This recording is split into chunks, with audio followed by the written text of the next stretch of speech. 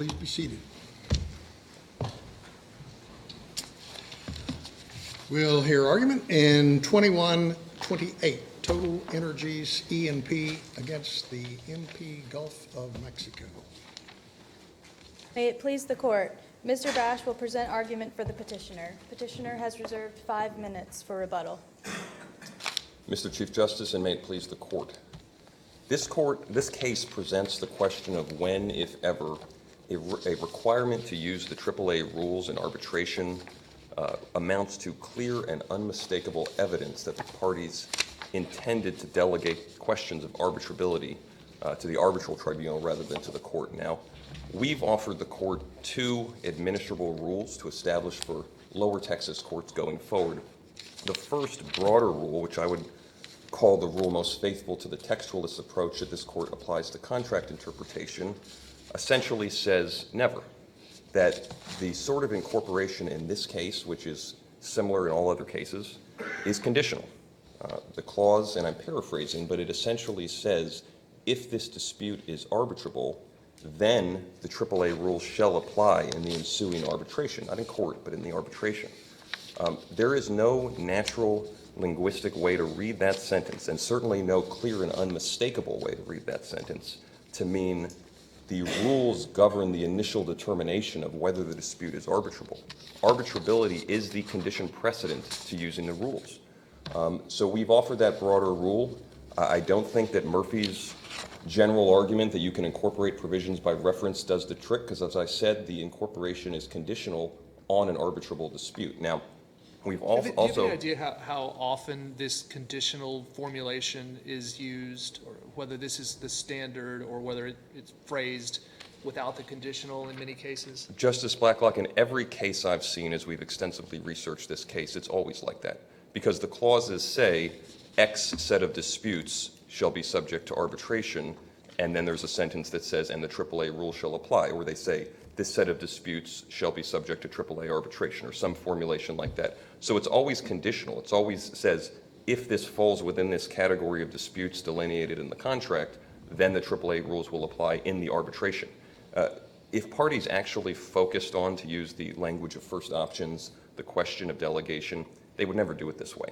They would just say, and the arbitrator shall resolve arbitrability disputes. They say that all the time. That's what I was going to say. How frequent is that there's a specific clause that doesn't just say AAA rules, but it says, and the arbitrator shall be the decider of arbitrability? Justice Lerman, I don't have statistics, but I've certainly seen it in a number of cases. One case we cite in our briefs is the RSL funding case from this court in 2018. It included a clause just like that. As we've said in our submissions, it's a 6-word clause. You could do it in 6 words. If the parties realistically focused on that issue, they would just say it. I think it's just as a practical matter clear that when the parties use this conditional formulation, they are not actually intending to delegate arbitrability.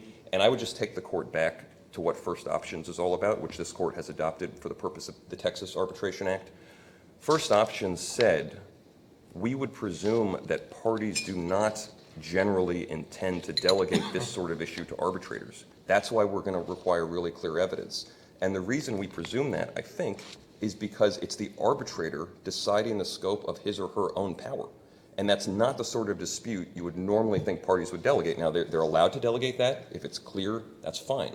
But it's not clear when they say, if this dispute is arbitrable here, if this dispute arises out of the system operating agreement or related torts, then it shall go to arbitration where the AAA rules will apply. You just can't read that to say AAA rules and somehow govern that initial threshold determination about... If it doesn't govern the initial threshold determination, can it be confirmation that the parties with their broad arbitration language intended for the claims to go to arbitration? So in this case, the Court of Appeals says that, the arbitration clause that governs this is broad and didn't exclude any claims from arbitration. And so that, coupled with the incorporation of the AAA rules, does that show the unmistakable clarity that any follow-on questions of arbitrability will get decided by the arbitrator? Well, Justice Bland, that question essentially gets to our fallback or alternative rule that we propose to the court. My threshold answer to that question would be no. That's not sufficient because under well-established arbitration law, even if you have a very broad arbitration clause, it says all interpretive disputes, all disputes arising out of the contract, all related disputes to the contract go to arbitration. That's not enough under first options. And we don't think this sort of conditional incorporation of the AAA rules is enough. But if the court I was... have a hard time seeing why that even matters here, because you have a cost-sharing agreement that's very broad, that is part of the performance under the system operating agreement, and is incorporated by reference as Exhibit C. So I'm having a hard time understanding why the claims in this case just don't fall within the scope of what an arbitrator is supposed to decide based on the plain text of the contracts. I'm sorry, Justice Bland, just to go to, I guess where we are in the argument is if you were inclined to adopt our fallback rule, which is a broad arbitration clause combined with the AAA rules, is sufficient to delegate arbitrability. The way you just described the contract, I actually don't think is correct. So it's the system operating agreement that has the arbitration clause, and the cost-sharing agreement is not an exhibit to the system operating agreement. The cost-sharing agreement says the owner agrees that each will develop utilizing the common system as specified in this agreement and pursuant to the system operating agreement.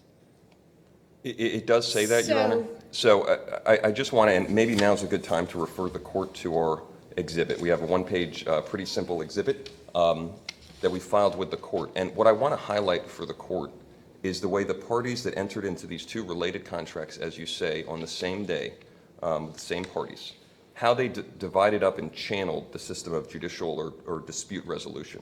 So as you'll see on the left column, the system operating agreement has the two dispute resolution provisions at the top. One governs dispute resolution generally, which we refer to as the umbrella clause, and one governs arbitration specifically. But then there's this third provision that's about judicial review of any disputes that arise. And it's very conditional. It says, insofar as may be applicable to this agreement. It's tentative language that suggests there may be no judicial disputes arising out of this agreement. Now go to the right column, which is the judicial forum selection clause of the cost-sharing agreement. They use very different language. They say, in all legal proceedings applicable to this agreement, suggesting to us very clearly that the parties expected disputes arising out of the cost-sharing agreement to go to court in a way that was different than the system operating agreement. And the way this gets back to your question, Justice Bland, is that even if you were to read the arbitration provision of the system operating agreement in isolation to cover the cost-sharing agreement, we think if you read these contracts together, it's very obvious the parties actually intended to channel these disputes to different forums. Maybe I misspoke, but isn't the system operating agreement incorporated and made part of the cost agreement and attached as an exhibit? And if I have that, then it's the reverse, if I have that wrong. But I think it's attached and made a part of the agreement in Exhibit C. So That is correct, Your Honor, but I don't think Murphy has cited any principle of contract construction that says because the system operating agreement, which contains the arbitration clause, is incorporated as an exhibit to the cost-sharing agreement, the arbitration clause somehow becomes part of the cost-sharing agreement, even though the word agreement in the system operating agreement, which appears in the arbitration clause, is defined to exclude the cost-sharing agreement. It does not include the cost-sharing agreement. So that, combined with the fact that the parties chose very conspicuously different language in the judicial forum selection clause of the cost-sharing agreement, tells us that the parties intended to channel these disputes to two different forums. But Murphy's position would essentially read that considered distinction out of the contract. So when you have two related agreements such that any given dispute might very well involve both of them, what does the precedent say you do when the two agreements have diametrically opposed dispute resolution mechanisms? Well, you give effect to the party's choice. As you know, Justice Blacklock, the arbitration is a creature of contract, as this court has stated many times. And if the parties consciously, as they did in this case, chose to divide up judicial review in this way, then you give effect to the party's contract. And our submission here, and now we're less on the delegation question and more on the second set of questions about arbitrability, assuming no delegation. You have to give effect to the fact that the parties intended cost-sharing agreements to go to court. And the gravamen of the dispute at this stage between the parties is a very specific question about the interpretation of two provisions of the cost-sharing agreement, Section 4.10 and Section 4.13, and what it means for costs to be allocated to each unit. and to adopt Murphy's position that even that dispute, a clear interpretive dispute about one of these two agreements, goes to arbitration, essentially negates the choice that the parties made in this contract to divide up judicial Let me just review. ask a question. This is very basic, but, you know, the presumption, of course, is that the court is the one that would make that decision in absent some clear intent to the contrary, which is not very efficient. And so why do you want this? Why do people want to go to two different forums when both of these decision makers should be fair? You all have decided to put on the arbitrator. You know, hopefully the judge is fair. I think it would be in our system. Just tell me as a practical matter why. What is this about? So, Justice Lerman, there's nothing in the record in this case about why the parties divided up judicial or dispute resolution in the manner in which they did. My educated guess is that the cost-sharing agreement was more likely to raise accounting or purely legal issues that could be resolved in court, whereas because the system operating agreement governs things like the appropriate level of maintenance and how to fix problems with the equipment, that was likely to be more fact-bound, and so they maybe preferred the efficient procedures of arbitration, streamlined discovery and so forth to judicial resolution. But again, that's not in the record. Parties definitely do this all the time. They divide up disputes among related contracts in different ways. And I just want to say one thing. I'm asking more as a general matter. Yeah, I think the streamlined procedures of arbitration may be more favorable for one sort of set of disputes than another. That's why they might do that. But I think the question about efficiency looms over this case, and I really just want to make one, I think, very important point. We've offered this court, I think, two rules that would essentially eliminate this threshold litigation about delegation in lower courts. If you say AAA rules never do it, there's no disputes. I mean, it's easy. They have to explicitly say we delegate. If the court says you need something as broad as related to or connected with, that's a pretty limited universe of nexus language, and I think it would also essentially eliminate disputes about delegation, at least as they concern a reference to the AAA rules or similar rules. Murphy has not offered this court anything that would clarify the rules in lower courts. Murphy has given the court a variety of factors that seem essentially tailor-made to the facts of this case. Does it reference torts? Is it about disputes about claims or disputes about the contract? Are there carve-outs? Basically designed to make Murphy win this case, but would leave lower courts probably more confused than when this case was granted, since the majority rule that lower courts have been applying is what our fallback position is, which you Or need. could it just as easily be that there's one umbrella agreement and lots of follow-ons, and parties don't put the arbitration clause in every one of them, but simply incorporate it by reference? Well, Justice Bland, I think it's important, since arbitration is a creature of contract, to make sure we or the courts enforce the party's intent. And it would have been the easiest thing in the world in this case for the parties to do one of two things. They could have either one of three things. They could have, in the system operating agreement's arbitration clause, expressly referred to the cost-sharing agreement or defined agreement to be the cost-sharing agreement. They could have had a related to or connected to clause, or they could have just included an arbitration agreement in the cost-sharing agreement. They But did none of. including the entire system operating agreement was not enough. Why not? I'm sorry, Justice Bland, I missed that question. Including the entire system operating agreement was not enough. It was not enough, Justice Bland, and again, I think I guess we're on an issue that spans both delegation and arbitrability. It's not enough because the very settled interpretation of arises out of under Texas law and under the law of other jurisdictions is a dispute that relates to the interpretation or enforcement of the referenced contract, not disputes relating to related contracts. You need to use the word related to or connected with to encompass that category of disputes. And again, I would just again point the court, even if you're not buying what I'm selling on that language, which I think is consistent with the way the courts have routinely thought about language like this before, in this case, the parties very explicitly did not include an arbitration agreement or cross-reference the cost-sharing agreement in the arbitration clause. So even if you thought that language might be interpreted differently in a different case, I think you have to honor the division of dispute resolution that the parties actually enacted. And again, I'll just emphasize this language. Even if they agree to perform pursuant to the system operating agreement in the cost-sharing agreement. They agreed to that in the cost-sharing agreement, but ultimately this is the gravamonte of the dispute between the parties. The reason we're at loggerheads at this stage of the case is because we disagree about the interpretation of the cost-sharing agreement.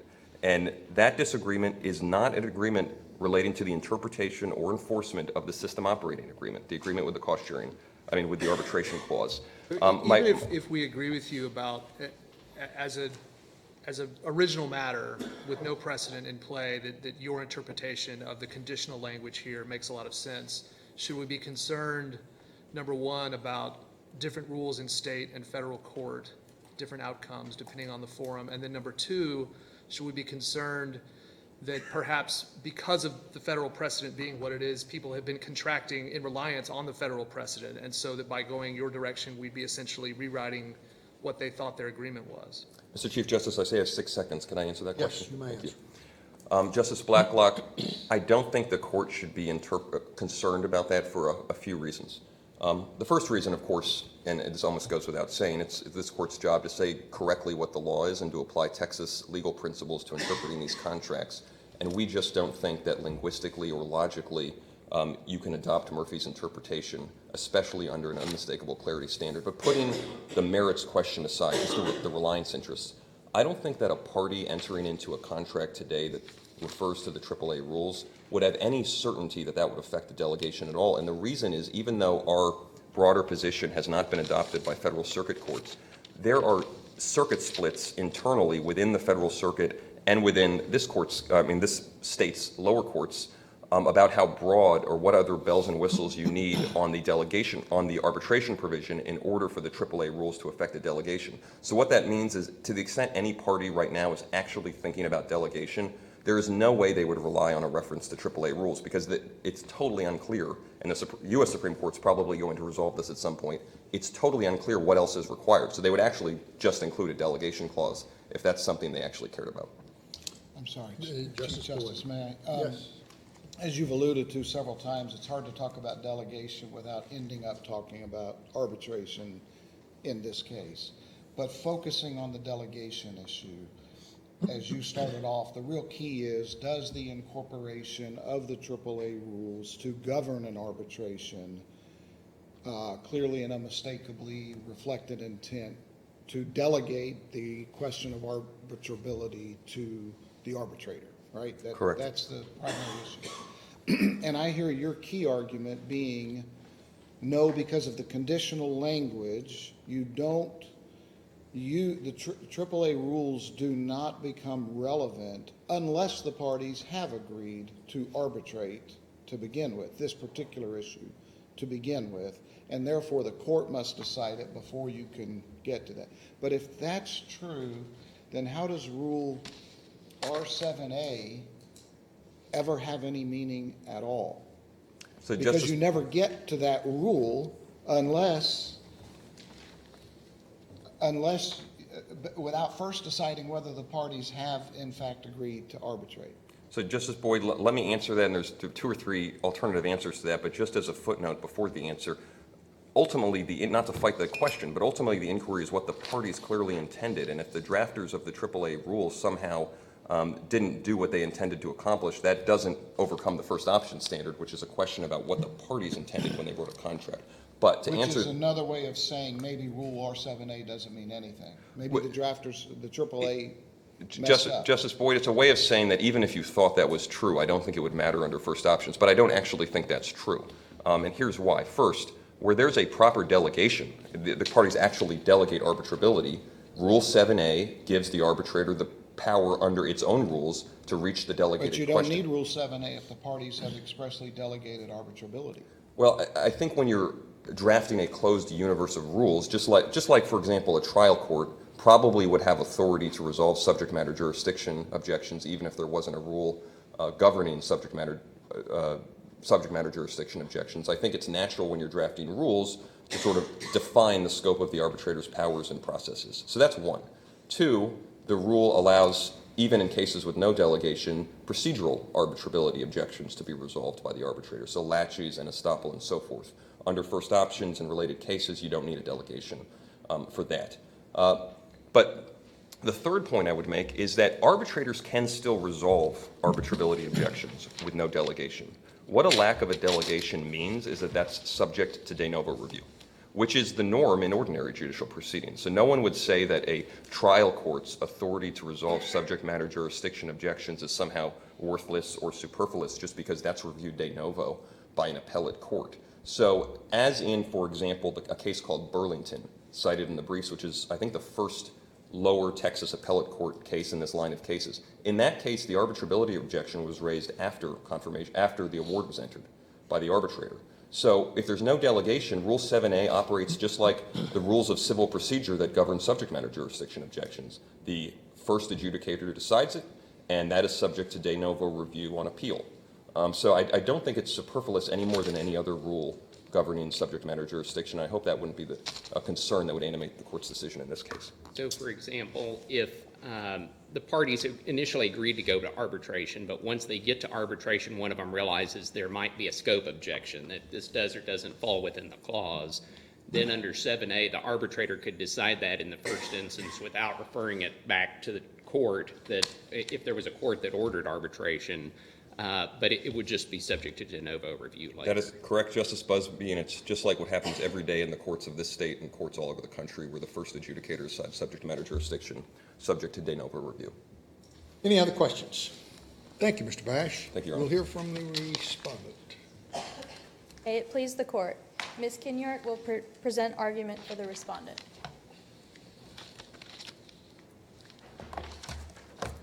May it please the court. The decision below was correct, and it should be affirmed. In this case, two sophisticated parties made an arbitration agreement, one that would have been upheld on the delegability front by every federal circuit, as well as by every Texas lower court. And the reason why it would have been upheld is not because those circuits have blindly followed one another. It's because this contract, under well-established rules of contract interpretation, clearly and unmistakably indicated the party's intent to delegate. How do ordinary contract interpretation rules help us here? For example, if you have a contract that says the rule governing how these expenses are calculated is X, but then it says we are also incorporating this form provision, this form agreement that we didn't write, and it says the way that you calculate this is Y. And so you've got a conflict there between those two things. How do ordinary contract interpretation principles inform that? Does the negotiated trump the boilerplate? Is it ambiguous and it has to go to a jury? What happens in that circumstance? Are you speaking, I guess I lost you a bit. Are you talking about this delegation and incorporating the rule? Is that what you want us to focus on? Well, what I'm asking is what ordinary contract interpretation principles inform us on if we think that what the contract here says is different from what the AAA rules say. So the AAA rules say questions of arbitrability can be determined by the arbitrator. This contract says if it's a particular kind of dispute, then it goes to arbitration under the AAA rules. If we think those two things are not consistent with each other, then is the contract ambiguous and there's a jury question? Does the written contract trump the boilerplate that's been incorporated and wasn't written by the parties? What do we do with that? So certainly the parties, if the parties create a true condition on something happening, then I think that is part of the agreement. But I don't believe that's what this contract says, or is it a fair reading? And I think it's significant that in the briefing and an argument today, all we've heard is paraphrasing. So under tab A, we have the arbitration agreement. And if we go to 1616.1. Well, it says if a dispute arises out of the agreement, it shall be submitted to arbitration in accordance with the AAA rules. So it seems like the rules giving arbitrators their powers wouldn't apply unless the dispute does arise out of the agreement. In writing that phrase, if we take the entire context of the sentence, if we look at it holistically, what we have is a party that entered into negotiations and made a conscious choice to choose AAA rules. Rule 7A has been found by courts across. It's undisputed, courts agree. It is as clear as it gets. It delegates arbitrability. They made the choice to import those rules to the extent that Clause 1 poses a question. What happens if there's a dispute? Clause 2 itself tells us exactly how that's going to be resolved. We should resolve it because we're going to submit to the arbitrators under the AAA rules. And under the AAA, submission occurs, and after submission, do we deal with any scope disputes that arise? That doesn't seem clear and unmistakable to me. I'm just having trouble seeing how You can read clause 1 that way. In this instance, I think we need to keep in mind what it was that the parties knew about their agreement as they wrote this clause. They knew they were headed to arbitration under the AAA. They knew that Rule 7 would govern that. So any scope that they input was with the understanding, this is what's going to go to arbitration.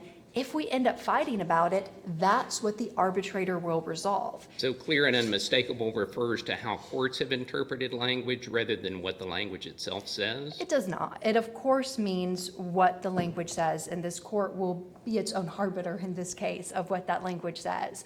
But I don't believe that courts in the 27 years since first options, as Total's counsel acknowledges, have looked at these clauses that are all structured the exact same way and have somehow overlooked this. And in the rare... If you look at 16.16.1, I'm following up on Justice Busby's questions. If any dispute or controversy arises between the parties, it seems that your position just puts a comma right there and scratches off the rest of it all the way to the semicolon. So the description of the thing that has to take place, the description of the controversy between the parties that needs to arise before you go to the AAA is just gone, and your position is any dispute or controversy between the parties goes to the arbitrator to decide whether it will be arbitrated. Or are you giving any meaning to those 3 or 4 lines there? No, I think that those lines certainly have meaning, but they have meaning in that they inform. If a dispute is going to arise, if somebody files an arbitration demand, and then somebody comes and says, well, you cannot do that. That is outside of the scope of what we agreed would go to arbitration. There are already rules in place. We've submitted to arbitrators under their rules. They can look at, they are in charge of the arbitrability decision. And every court that has looked at this has really been able to resolve it pretty cleanly, because otherwise the incorporation of 7A doesn't really make much sense. That's what I would like to ask about. So let's say that the AAA rules mean something here. So you have a presumption that the judge is the decider on this, okay? And then the AAA rules say that the arbitrator shall have the power to rule. It seems to me that that doesn't disempower the court. It just makes it clear that that original presumption is overcome by AAA, which gives the power to the arbitrator also. And so it seems to me that just saying that the AAA rules apply doesn't answer the question. So explain what your position is to me, because that's how I see it. So the AAA rules in this case were written in direct response to first options. And what the U.S. Supreme Court said in first options is that to overcome the presumption that a court is going to decide, you need something clear and unmistakable, but what it needs to be is that the question, who has the primary power to decide arbitrability? Those are the words that the court chose. But how do these words, that arbitrator shall have the power, meet that standard? It seems to me that they don't. And what would meet that standard is if the parties entered into a clause very directly, pretty simply saying that the arbitrator has the power, is the only person that has the power, shall decide arbitrability, right? So the parties can always enter into that, but the addition of extra clarity I don't think is necessary. And part of the reason is the structure of how arbitrations work. And so in arbitration, you have the idea of a primary decider, which goes for your standard of review and permits things to be placed in front of the arbitrator instead of the court holding onto them. The whole purpose of the FAA and the TAA's review structure is once something is within the arbitrator's authority, it doesn't need to be exclusive, it needs to be within their authority. At that moment, it goes first to the arbitrator makes a decision, and following on that, after the decision is made, exceedingly deferential review is given. In this instance, the rule, the way that the AAA phrased it, the way every court has interpreted it, is exactly consistent with that structure. It gives the power to the arbitrator decides first, that decision is given deferential review. Otherwise, what opposing counsel has proposed, that arbitrators could just resolve and there would be de novo review, and then potentially the parties would start all over. His interpretation of the rule would allow parties in the middle of an arbitration to say, we don't think this defense works, Rule 7A doesn't matter, let's just go to the court and interrupt this arbitration. Isn't that a problem with the AAA rules, though? I mean, you said that the rule would have to say who has the primary power to decide, and that word primary is not in the rule. So couldn't AAA change their rules and put that in there, and then everybody would know? Again, AAA is following really what First Options was getting to. But how is it clear and unmistakable to say an arbitrator shall have the power to decide this? How does that clearly and unmistakably indicate that a court does not? I think in this instance, it's just a matter of plain phrasing. Certainly one can always add more adjectives to make it extra crystal clear what we are doing. But I think there's a reason the First Circuit looked at this in Awua and said, this is as clear and unmistakable as language gets. That Justice Kavanaugh... We know that's not true, because in RSL funding, it was more clear than this. But it is possible to make something more clear. And here, I do think this goes to an overall theme of what this court is being asked to do. This court is being told, if only you make this rule that says, use these very specific magic words and always put them in writing in the contract, forego incorporation, then we solve all of these problems. And that has the virtue of being administrable. And that is a virtue, but it's not the only virtue, because what we're trying to do here is say, what did these parties agree to? The entire purpose of this whole exercise, of this entire case, is to look at the contract and say, what did these parties mean? They could have meant it more, but they said it. If the parties had not adopted the AAA procedures, just stopped. Yes, Your Honor. Would the claims in this case be arbitrable? So the claims certainly would be, if we are looking at the question of whether or not these particular claims go to arbitration, they absolutely do. So maybe the Court of Appeals got the right answer, but in the wrong way? Certainly, the Court of Appeals got the right answer, but this court should be cautious, extremely cautious, based on the arguments in front of it, to make Texas an outlier and say, we are going to diminish incorporation. We're going to say, as we have said in Henry D. Wilson and Henry Bank 1, incorporation is valid even for the creation of your arbitration agreement. But we're going to I don't pluck think out any of us delegation. are questioning that, but the question is, what happens when what you're incorporating conflicts with something in the contract? In this instance, I do not believe there is a conflict, but if we take the premise that there could be a conflict if all a party said is that the arbitration will be administered or conducted under the rules, then I still think this contract falls out of that. That is one of the few ways in which this contract is a little bit different, because all of the complaints that have been raised in this case about 1616 versus 1616.1, they have a theme in common. This contract suffers a bit from redundancy. The parties say the same thing over and over. They say it slightly differently. That has created some wrinkles that are now in front of this court. But if you take a look at tab B and we look at the entirety of the arbitration agreement, I think in this case it's clear the parties every step of the way wanted the AAA rules to govern. Under tab B, if you'll look at R81, so tab B shows how extensive dispute resolution procedures are under the SOA, because that's where all these disputes are to be resolved.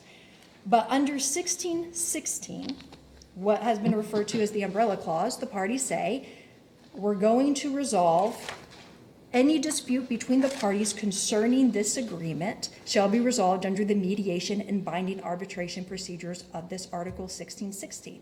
Immediately after that, they refer to the AA rules. And the clause we're fighting about, they say submitted, not just decided in accordance with, conducted with, administered in accordance with the AAA rules, but the party said submitted in accordance with the AAA rules. And submission under the AAA, if there is a dispute and somebody thinks it's arbitrable, the AAA rules say you submit to the arbitrator. For procedure, parties repeated on R82, I've highlighted the language, the procedure of the arbitration proceedings shall be in accordance with the commercial rules of the AAA. This contract is full of repetition, belt and suspenders, and the parties were clear, it's not just the rules that govern our procedure, it's how you submit it to the arbitrator in the first place. Well, and that's certainly what the AAA rules say, but it just seems to me that reading the AAA rules to say that an arbitrator has the exclusive power to rule on whether the dispute is within the scope of the agreement, even if we assume that's how the AAA rules should be read, which we discussed whether that's an accurate reading of the rules or not. But even if we say, for sake of argument, that the AAA rules say arbitrator has exclusive power to rule on scope issues. Yes, Your Honor. It seems like that still conflicts with the first clause that says that the AAA rules giving arbitrators their powers don't even apply unless the dispute does arise out of the agreement. Well, I'll start with Rule 7A real fast, because first options does not say exclusive power. It says primary power. And that distinction matters. Okay, that's fine, And but it think- doesn't say that either. But that distinction, It doesn't say primary. but primary power in saying the arbitrator shall have the power, that phrasing gets you to the same place. And that's exactly what the Sixth Circuit said in Blanton, which Blanton and communications workers, Blanton from the Sixth Circuit in 2020, communications workers from the DC Circuit in 2021. Judge Thapar, Judge Srinivasan looked at precisely these questions of what happens in a contract that is structured like this. Getting And I back think to their Justice- analysis excuse me. answers a lot of it. Getting back to Justice Bland's Honor. question, I think, and let's say that we disagree with you about what this language in the AAA Yes. says, then do you still prevail, but for other reasons? Yes, even if the court were to look on its own or direct the Court of Appeals to look at whether or not this is an arbitrable dispute, there is no question that it is. And again, you know, we just need to look at the plain language of the agreement, which says, any dispute between the parties concerning this agreement, if any dispute or controversy arises between the parties out of this agreement, the alleged breach thereof.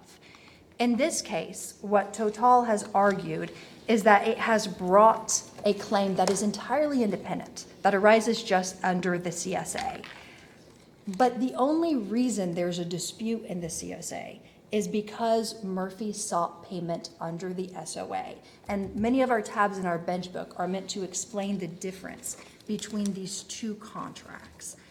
But in short, Let's imagine that, that it's clear that the dispute that you're trying to bring to arbitration does not concern this agreement, and you've just got some extraneous dispute, and you decide, we just want to pull you into arbitration for whatever reason. Is it your position that there's no judicial gatekeeping between these two parties ever as to whether your dispute concerns this agreement or arises out of this agreement, and that you have the right to pull them into arbitration and have an arbitrator decide if there's a delegation whether clause? it does? Yes, if there's a delegation clause, that is our position. Why The doesn't that- underlying. Why doesn't that conflict with the Federal Arbitration Act? Because it says, 9 U.S.C. 4 says the court shall order arbitration upon being satisfied that the making of the agreement for arbitration is not an issue. The U.S. Supreme Court rejected that in Henry Schein in 2019, that precise argument, why does it conflict with Section 3 and Section 4? And what the court unanimously said is, first it said the ship has sailed, but the reason the ship has sailed is because with a delegation, you have found an agreement to arbitrate. You have found that the parties made what the U.S. Supreme Court described as an antecedent agreement in Rent-A-Center. They have made an agreement to arbitrate. Their agreement is to arbitrate arbitrability. Now, Justice Blacklock, I think you're bringing up a real concern about frivolity. What happens when this is used as a tool for harassment? And again, that came up in Henry Schein before the U.S. Supreme Court, when the question was, if a party tries to bring something in arbitration and it is wholly groundless, it is just on its face, cannot go to arbitration, shouldn't the court get to circumvent that and say, it's wholly groundless, you don't go to arbitration? And the US Supreme Court said, no. When there is a delegation, you've chosen your decision maker. If the concern is that there will be frivolity, arbitrators can be given tools to deal with that. There's also no data that parties using this and dragging party after party into arbitration is a real problem, certainly not one that requires us to rewrite not only this contract, but create a rule that would rewrite all arbitration agreements that are incorporating Rule 7A. If we were to conclude that the claims in this case are arbitrable, even absent the AAA rules. Yes, Your Honor. Why wouldn't we do something like Mr. Bass suggested and send it to arbitration? And then if there are disputes about the arbitrator's rulings on scope and validity, then we can decide whether or not the incorporation provisions allowed the arbitrator to make these determinations and what kind of review, if any, a court has over those decisions. Certainly, I would urge the court not to adopt a rule or a ruling that would circumvent so much of the purpose of arbitration, which is precisely to avoid having to try the case twice, potentially. The purpose of having something like Rule 7A means you go immediately to arbitration. If it's deemed to be within the scope, the parties are able to take care of the efficiency in front of them. So I would not adopt a rule that says there's no delegation, even when there's Rule 7A, you get dual review. I don't think that is right, and I don't think it would be a favor to arbitrability. But isn't that just substituting our opinion about what policy should be? I don't think it is. I think that that is clearly the policy as laid out in the Texas Arbitration Act and the Federal Arbitration Act. I know that I am out of time, but I did want to address, if I may, just in one quick sentence, the argument about the forum selection clauses. One quick second. All right. Well, in particular, I think it can be easily addressed simply by pointing the court to a case. Forum selection clauses and arbitration agreements can and should be harmonized. That is especially true when there is an arbitration clause that appears and there are two interrelated agreements. A very similar forum selection clause was reviewed by the Fifth Circuit in Personal Security and Safety System versus Motorola in 2002. That case is in our brief. The forum selection clause that was in the contract without an arbitration agreement, virtually identical to the one that is in the CSA, and the Fifth Circuit had no problem resolving it. Their analysis of that issue is excellent. Any other questions? Thank you, Ms. Kanier.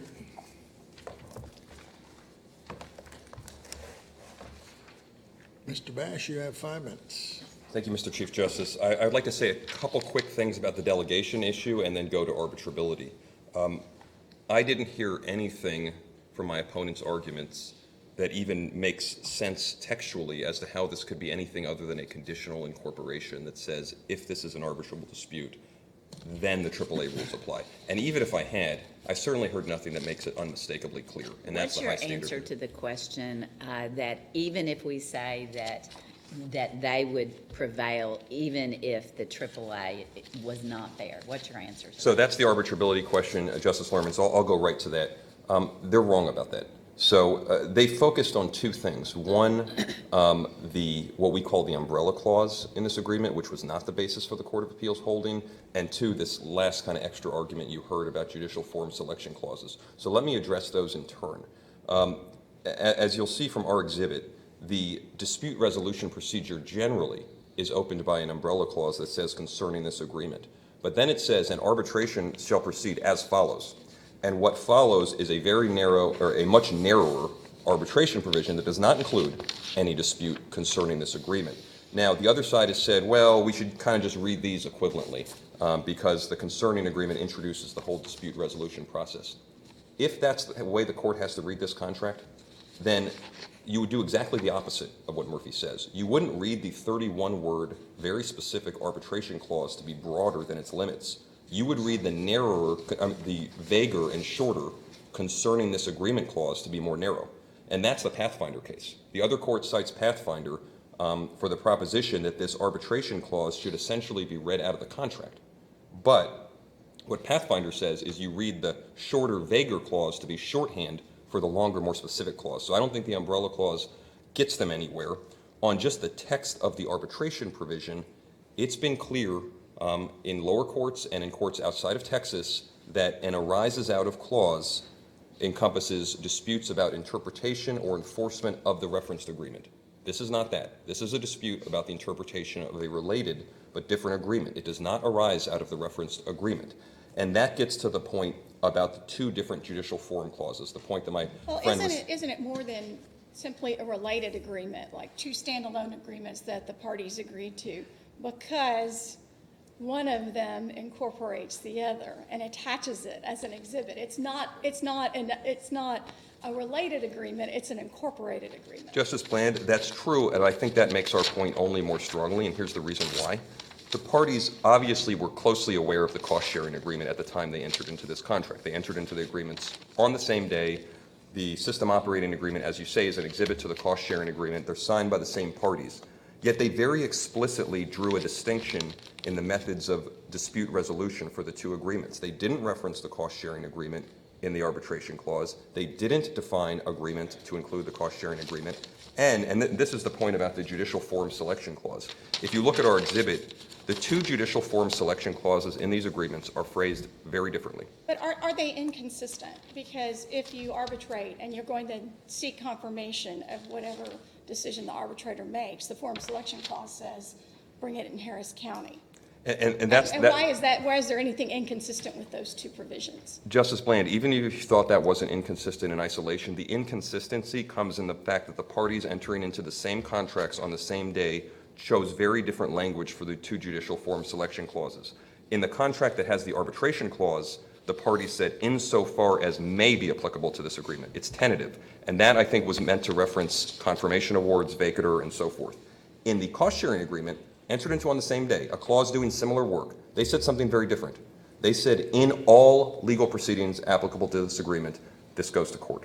That's different language. And even if you would read that language differently in a contract that contained an arbitration clause, in a contract like this, it doesn't say this goes to court, right? It says it affixes jurisdiction the parties consent to the legal proceeding. Right. And Justice Bland, an arbitration proceeding is a legal proceeding, but in Section 6.6, very different than the system operating agreement, they said in all legal proceedings, the parties consent to the exclusive jurisdiction of the courts of Harris County. Would you agree that lots of contracts, standalone, one contract, have a forum selection clause, a venue clause, and an arbitration clause, that they commonly stand side by side?